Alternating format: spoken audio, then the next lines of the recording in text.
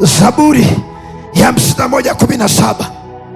Mungu anahitaji moyo wa unyenyekevu. Bwana asifiwe.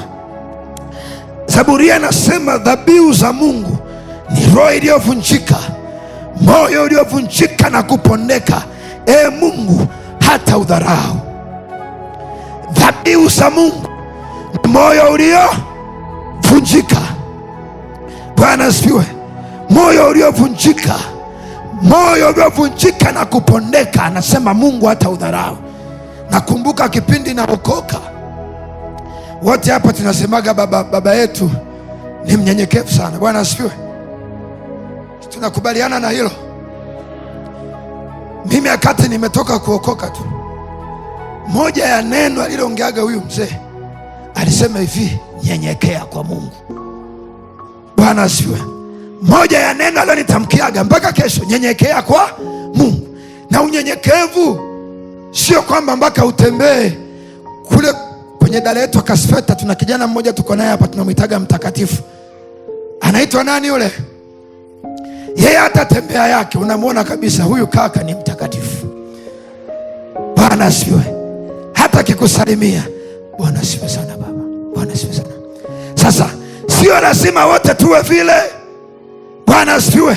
Unyenyekevu unaozungumzwa hapa ni ule moyo wa ndani, jinsi unavyojidhabihu. Dhamira yako ya ndani, nia yako ya ndani ina mwelekeo upi? Bwana asifiwe. Na ndio Mungu anautafuta moyo wa jinsi hii. Mungu hajawahi kuudharau, hajawahi kuudharau moyo wa jinsi hii. Mungu hajawahi kuutupa. Nataka nikwambie jambo, Mungu hajawahi kuwa na urafiki na mtu mwenye kiburi kabisa. Na kuhakikishia, Mungu hajawahi kuwa rafiki au ana urafiki na mtu mwenye kiburi. Mungu mara zote ni rafiki na wanyenyekevu wa moyo, na ndio maana anasema anawapinga wenye kiburi. Bwana asifiwe. Anawapa neema wanyenyekevu, manake anawakataa wenye kiburi. Wanakataliwa.